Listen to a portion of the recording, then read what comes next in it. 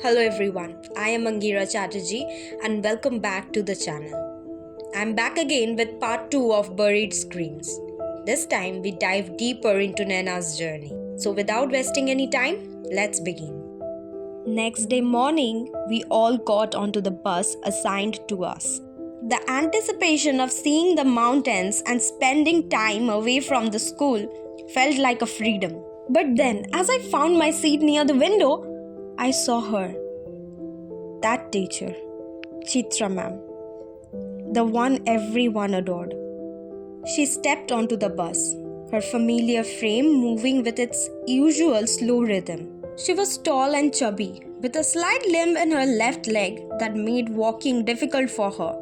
But she was admired by everyone. My classmates whispered about how kind she was, how she treated her students like her own children, loving and scolding them just like a mother would.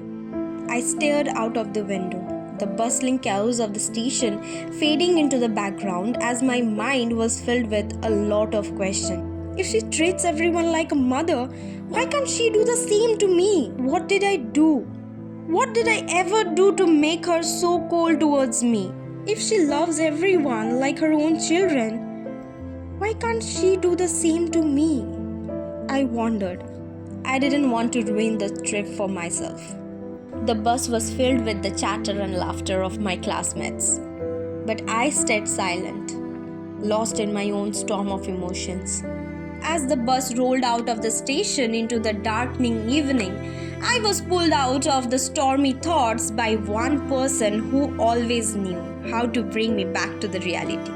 My best friend, Ayan. He sat down next to me, flashing that familiar sarcastic smile, the one I had seen thousands of times. He was tall with a tanned complexion and a thin frame that seemed to carry an energy larger than his own life. He always had a chewing gum tucked in his mouth, and his signature scent lingered in the air, a scent that I had come to associate with the comfort and safety. Why the long face, madam? He teased.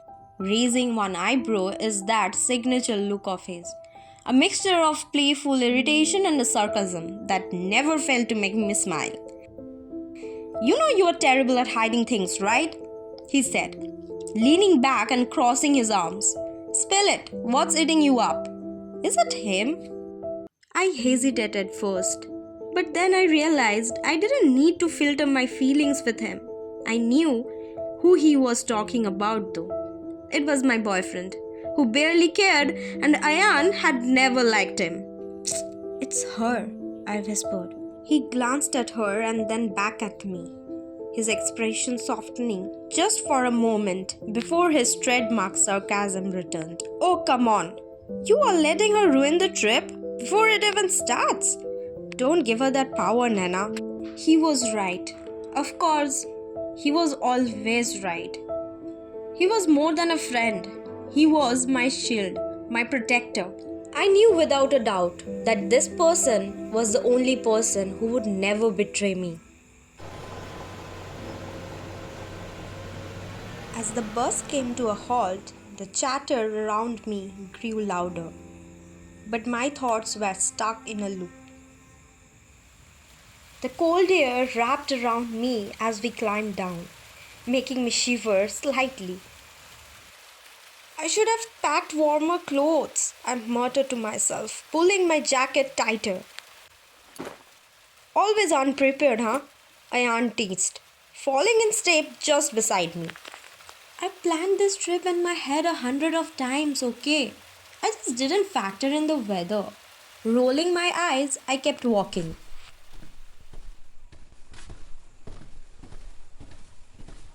Wow, I whispered, my eyes scanning every corner. Not bad, huh? Ayan said, nudging me lightly. The place was absolutely stunning. The interiors screamed luxury. Towering ceilings bore intricate chandelier that cast a soft golden glow. With carpets absorbed every footsteps, the walls illuminated by the warm embrace of amber lighting. Listen up, everyone, one of the teachers called out. trying to be heard over the other noises. Boys, you will stay on the second floor, and girls, you are on the third. Each floor will have two teachers assigned. Ayan gave me one last look before heading towards the stairs with the other boys. I was sharing a room with my two best friends, Kriti and Shirisha. They had joined our school in class 8, and from that moment onwards, we had been inseparable. Kriti was the shy and introverted one, but her humor was her superpower. She had Maggie like curls and a chubby figure, and her warm smile that could make anyone's day brighter, even with her that one half broken tooth. Her voice was like magic. She could sing beautifully. Her love for dogs and her kindness made her even more beautiful. Shirisha, on the other hand, was a polar opposite. She had long braided hair.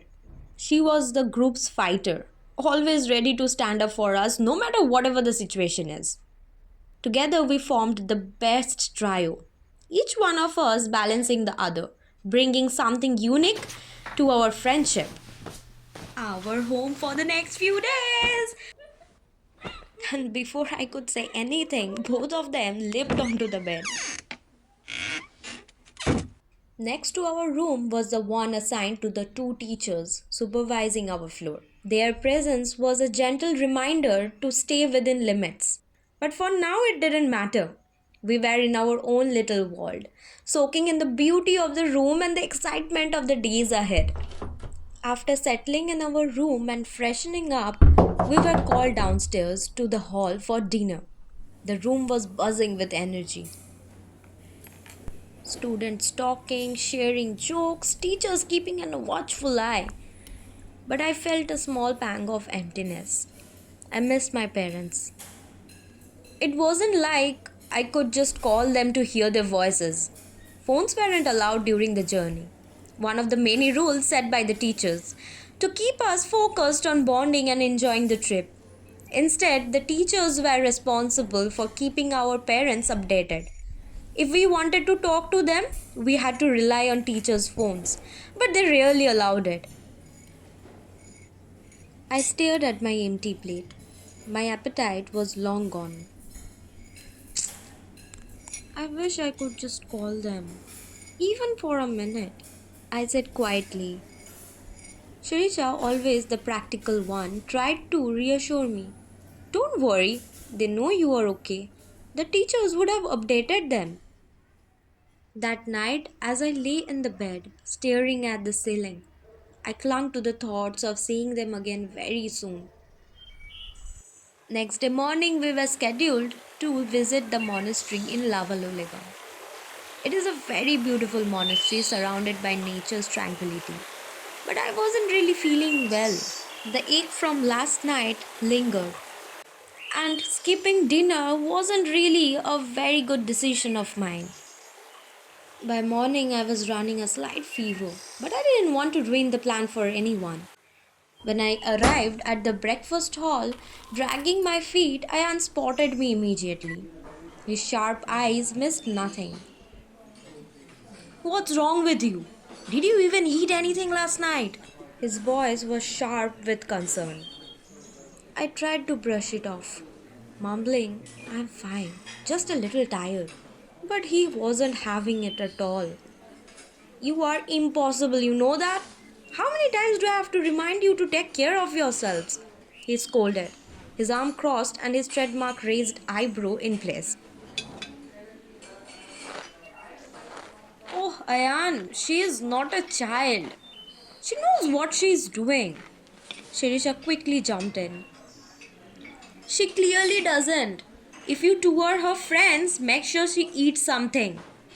Despite his harsh tone, we all knew that it was his way of showing that he cared. As we boarded the bus for the trip to the monastery, I felt drained. My head rested on Kriti's shoulder while Shirisha kept an eye on me, making sure that I was comfortable. After we reached there, everyone was enjoying the peaceful aura of the place. I wandered around, taking pictures of the landscape, trying to distract myself. Suddenly, I felt a sharp tug on my hair. Startled, I turned around to see the teacher I feared the most glaring at me. My heart sank. My voice trembled as I managed to ask, "What are you doing? Leave me, it's hurting." She didn't reply. Instead, she dragged me towards the washroom. Her grip was very strong. Once inside, she grabbed my jaw with that iron grip of hers and shoved a packet of biscuits in my mouth. Her fingers digging into my skin, I choked, my throat burning with each dry of crumbs, but she didn't care. Her eyes void of warmth, cold and merciless. "My hatred for you will never fade," she spat, her voice laced with poison. "That pretty face of yours disgusts me." I wanted to speak, to beg and ask why, but my voice betrayed me. The lump in my throat was too thick. My breath was too shallow. Tears blurred my vision. But I knew she won't care. She never did. She leaned in, her breath hot against my trembling skin. "Shh! Don't you dare to mention this to anyone, or else you will regret it in ways you can't even imagine." A shiver ran down my spine. This wasn't a threat, it was a promise.